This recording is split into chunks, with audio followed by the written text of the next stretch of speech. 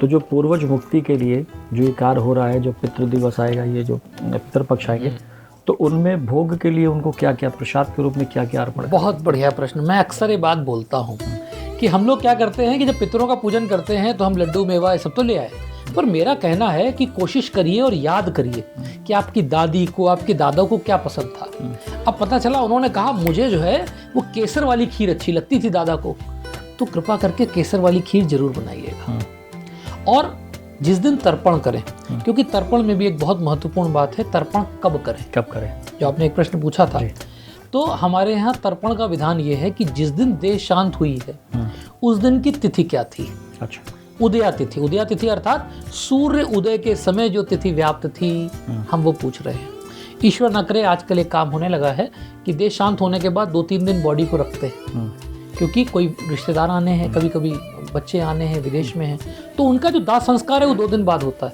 तो दाह संस्कार वाली तिथि महत्वपूर्ण नहीं है, यहाँ पे ध्यान दीजिएगा। महत्वपूर्ण है किस दिन आत्मा ने शरीर को छोड़ा, उस तिथि को, तिथि यानी प्रतिपदा से लेके अमावस्या और पूर्णमासी तक जो तिथि हो, तो उसी तिथि पे आपको श्राद्ध करना है। अब एक और दिमाग में प्रश्न आता है, अब नहीं मालूम दादाजी की कब हुई थी, पर दादाजी की तो नहीं मालूम, कोई बात नहीं। तो उसके लिए आपके यहाँ कहा गया कि जिनका अकस्मात मृत्यु में होता है, जिनका अकाल मृत्यु होती है, उनका श्राद्ध अष्टमी को। जो माताएं बहनें हमारी हैं, अगर कोई भी दादी, नानी, परनानी, परदादी, उनका श्राद्ध अगर आपको तिथि नहीं मालूम है तो मातृ नवमी को करा जाएगा। और जिनके बारे में कुछ नहीं मालूम है तो आखिरी में एक विंडो खोली गई, लास्ट डेट। क्या ऐसा है, अब सारे फॉर्म सबमिट हो गए फिर भी कुछ रह गए हों जिनको करना है, तो उसको शब्द दिया सर्व पितृ विसर्जनी अमावस्या, लास्ट दिवस होगा। हाँ, कि आखिरी दिन है। अब जितनों के फॉर्म सबमिट होने रह गए हैं पितरों के लिए, भाई तुम भी आ जाओ, फॉर्म सबमिट कर दो। लास्ट डेट है आज लास्ट डेट है, आज तो कर ही लो। तो इसलिए अवश्य करना चाहिए, पितरों का पूजन अवश्य करना चाहिए, वरना पितरों के कुपित होने से, दुखी होने से आपके जीवन में बहुत सारे कष्ट आते हैं। इसलिए कोशिश करें कि पितरों का पूजन अवश्य करें।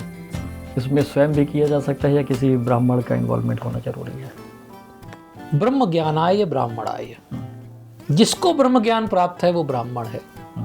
संत रैदास ब्राह्मण थे, महर्षि वाल्मीकि ब्राह्मण थे, रसखान मेरे हिसाब से ब्राह्मण थे, क्योंकि जब वो बिहारी जी की पूजा करते थे तो मुझे नहीं मालूम वो किस धर्म से थे, मुझे ये मालूम है वो ब्राह्मण थे। ब्रह्म ज्ञानाय ब्राह्मणाय, तो जिसको भी ब्रह्म ज्ञान प्राप्त हो, वो आपके घर के बुजुर्ग हो सकते हैं, वो आपके मोहल्ले के आचार्य हो सकते हैं, हो सकता है आपके पड़ोस के अंकल जी हों जिन्हें मालूम है, तो जिसकी भी गाइडेंस में आप फॉलो कर लें, या कोई नहीं अवेलेबल है स्वयं करिए।